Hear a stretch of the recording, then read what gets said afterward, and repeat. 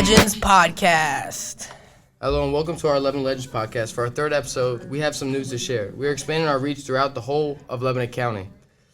And today we are here with our first county-level legend, 2014 Northern Lebanon alumni, Sam Light, with us today. Who went on to play basketball in college and overseas after his time at Northern Lebanon. Let's get right into it. Thanks for stopping by the studio, Sam. Thanks for having me. First question, how was your basketball career at Northern Lebanon? How did you help them succeed? My career at Northern Lebanon was up and down. I could start more so I remember when I was in middle school, we were really bad as a whole. Our school was For the high school? Yeah, for the high school. And I remember we used to go to the games, and our high school coach actually was our middle school coach. And so a couple of friends and I, we made a pact because we felt like he was really investing in us, and he was a great guy. His name was Gary Bouchette. And we said that when we get to high school, we're going to work just as hard as anybody to, give him the season that he deserved, which was some dedicated players. And so when we got to high school, my sophomore year was when I finally got some playing time. And we kind of turned it around. I think we were like 500 my first year. And then I think we might have won like 16, 17 games the next couple of years. So. How far did you guys go? Well, back then it was quad A, so it was single, double, triple, quad A, not six. I think you guys are six. Go up to we're 6 right now. So it was very competitive when it came to like districts and stuff. So I think we always made it to like the first round of districts. And the first year we lost to like a Lancaster Mennonite team, which was really good. And then the next year we lost to Susquehanna Township, which I think they lost in overtime in the state finals. So we kind of got some rough matchups both years, but for us it was kind of like still successful. Were you recruited throughout high school? Yeah, I had. I seen you went to Millersville. Yeah, so I had probably like, I don't know, maybe like 30 different D3 schools. I went to a lot of like camps and stuff. Yeah. That were interested. I didn't get a lot of like Division II looks because I was only like 5'10", 5'11", 150 pounds. So I had minimal looks, mostly Division III, which I was fine with. Millersville was one of the only PSAC schools that offered me a scholarship, a partial scholarship, and I kind of bet on myself, and I was like, I can go there and play. That's what I thought, and it was interesting. You got some good accomplishments there while I seen, and then you transferred to the LVC. What made you want to transfer there? After my freshman year at Millersville, I was thinking that we had a solid team there, but we were kind of up and down as far as the first semester we had one team. Second semester, we had a whole new team, which is kind of how I got my minutes, a lot more minutes in the second half of this year. So I was just thinking, I wanted to be a part of a team that was a little bit more together, a little bit more of a family, as opposed to a lot of moving around because of ineligibility and whatnot. And as well as our coach was kind of on the fence of, like, he didn't know if he was going to retire or if they might fire him or what was the thing. So I kind of decided to go to Lebanon Valley as, I was closer to home. Yeah. I'm a hometown kid. My dad lives right up the road. My mom and dad, and my grandmother lives up the road as well, so it's easier for them. And I thought they had a good team, but they were missing a piece or two, and I thought that I could be one of those pieces. I've seen the stats. You definitely were that piece. How was the transition from high school to college? I think that the biggest difference between high school and college is that you don't have anybody telling you to go to class or to go work out, or you don't have your friends that you grew up with. You're kind of meeting new people. Yeah. So you kind of got to somewhat be a judge of character. You got to make sure you're getting within the right friends, the right group of people, because there's a mix of different people in college, and there's a lot of different things you can fall into, good and bad. So I think just the part of you figuring it out on your own as opposed to in high school, it's kind of more support. There's more structure in a way. Yeah. Who were the best people that you played against, like in AAU if you played it, or high school, college, overseas, if you did play overseas? The best people I played in high school there was a guy named Isaiah Briscoe. He played at Kentucky. I played against him in hoop group. He was the number one point guard in the class below me. He was from New Jersey. And there was a guy named Isaiah Whitehead who was my class. He was from New York. He played at Seton Hall. Yeah, he went to the NBA, right? He played a little bit for the Nets. Yeah, I think I remember And him. then Professionally, there's a kid that's playing right now still, named Junior Robinson. He played at Mount St. Mary's, and I had to guard him in practice, and it felt like it was impossible. He was about 5'5". He scored, I think he's the all-time leading scorer at Mount St. Mary's. And there's another guy named Matthew Kamba, who was on my team overseas, who played at Central Arkansas. So I'm pretty sure he could play in the NBA, but I think that his skill set is a little bit more geared toward the European style of basketball. Yeah, because there's a ton of different rules there, and it's so much harder to play there. No, yeah, it's a different game for sure. What was the most memorable moment from each place you played at? I think the most memorable moment I had at Northern Lebanon was we played at Lampeter Strasbourg one time, and my best friend Richard Awagu, he was our shooting guard, and he had a game winner to send us to leagues.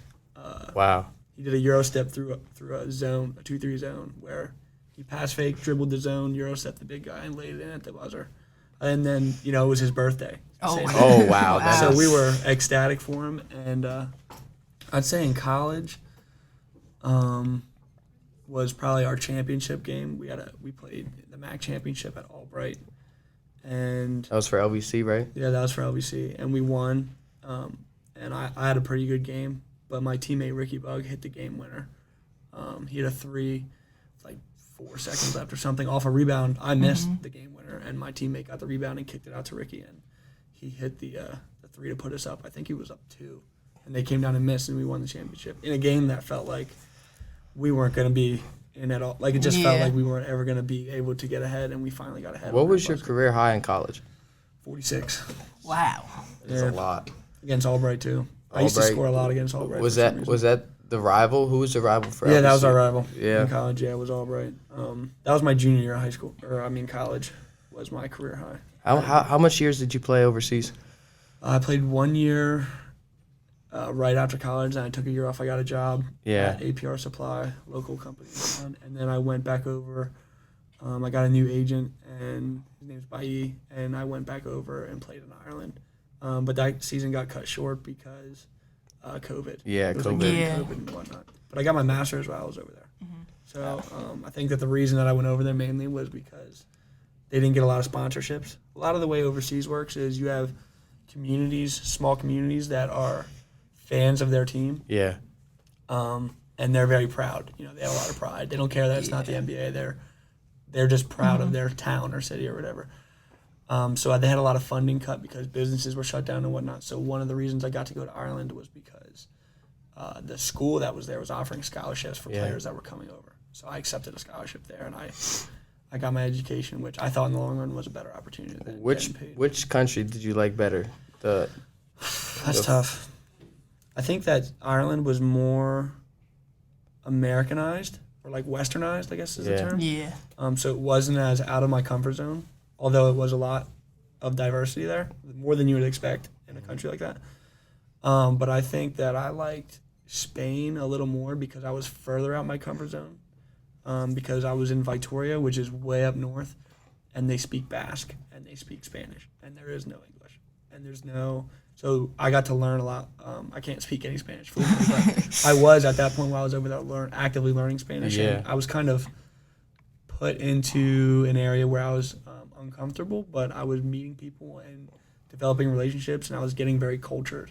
One of the most important things that my dad told me is when you go over to these places, whether you're a tourist, you're playing basketball, whatever, you're a guest in their country. So you need to respect those cultures. You need to try different things. You need to just be observant and kind of learn as you go. And that helped me a lot. He gave me that advice, and I kind of took it and ran with that.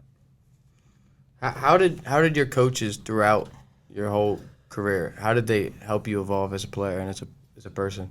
I think that my coach in high school is one of the ones who instilled a lot of work ethic in me. He was really big into like lifting weights and training a lot. And so he instilled that in me. I think the coach at Millersville, Fred Thompson, he instilled like a killer instinct kind of, where it's like never say die attitude. Yeah. He was a Marine or a very militant guy. You know what I mean? So he was very tough on us. He was, we had days in the preseason where we had 2 hours straight of just conditioning, just Wow. sprints, I suicides. would hate that. 17s. Yeah, I would go through that. Right, yeah. But it prepared us for the game. And I think Yeah, it definitely McAllister, would.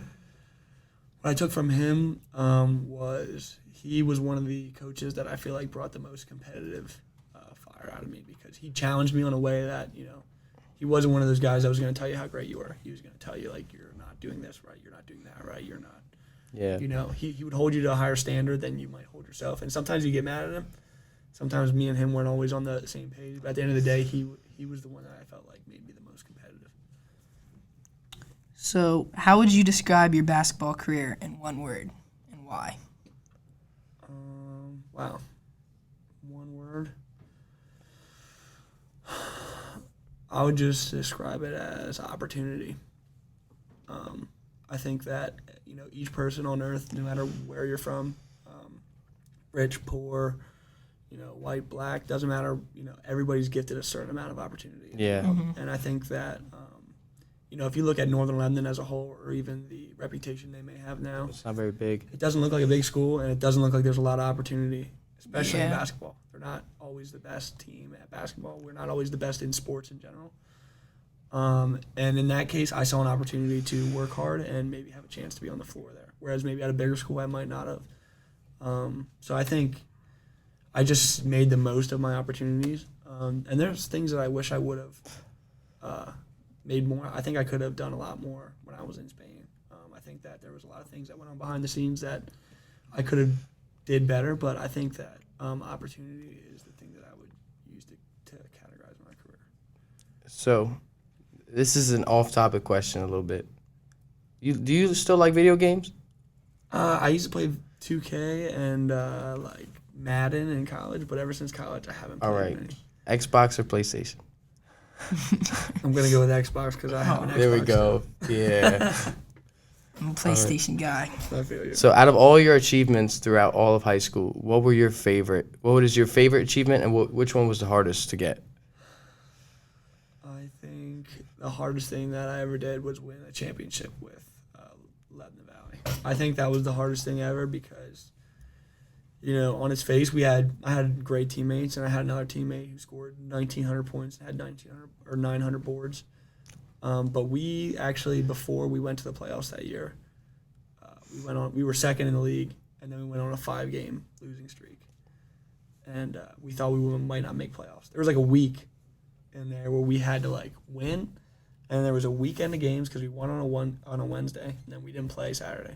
So there's a weekend of all these games, and it just so happened that we won our game, and this weekend happened, and we went from 4th or 5th to 2nd in the league, which set us up to Yeah. you know what I mean? We didn't have to play the playing game. We had to win one playoff game and then go to the championship. So Yeah, it makes it a whole lot easier. right, and it was just tough. It's a tough season. College is a longer season than high school. So I think, and with the travel, you're traveling 2 to 3 hours away to some colleges. It's but I think that championship that we won was probably the toughest thing that I ever had to do in my entire career, honestly. If you had the opportunity to transfer to Lebanon and play out your high school career here, would you? I don't think that I would have changed. I did have an opportunity to actually leave Northern Lebanon. Yeah. Our test scores weren't good when I think I was a freshman or sophomore, and we actually got a letter saying that we didn't have to move out of the district in order to go to another school. I think it was the PSSAs or the capstone or something like that. Yeah. And I decided not to do it mainly just because I think I had a lot of friends that were at my school and I didn't want to leave them. However, I will say though, I wish that all the county schools played each other all year round. I think Yeah. that would be so fun. Yeah, I think that I wish that we would have played Lebanon and Cedar Crest. I played Cedar Crest once. Yeah, I seen you never played Lebanon. No, never. So I think that, I mean, my opinion doesn't matter that much, but I just wish there was a way Elko, Northern Lebanon, Cedar Crest, Lebanon, Palmyra, all those schools, I wish they could get in a good tournament or something, or just to see. I was about to say they should do a 6-team tournament with them or something like that. I think that would be really I cool. think Consolation games. those rivalry games are the most fun to I remember, watch and play in. Right. And when I was in high school, I knew a bunch of guys that went to Lebanon, like Joel Ortiz or Jorian Janetto, and I just wish that I'd see them in AAU or something, but it's it kind of sucked that we never got to your team's better than mine, my team's better. We could have put it to the test, you know. And I just thought kind of stinks that it's not the same as it used to be. Yeah. All right, last question. What would you want the world to know about Northern Lebanon? I would want the world to know that it's a school that on its face looks like a small school, maybe more insignificant when it comes to it's a small rural area and there's not a lot of, you know, flashy things going out there. But I would say that I think that it's a school where there's opportunity for kids to excel, that people are pouring into in the community, and that when there is something good going on, that the community gets behind. So I think that it's a very community-oriented school. All right. Thank you for being with us, thank you. Sam Light. No problem. Thanks for having me. See you, everybody. This is Sam Light, and yeah.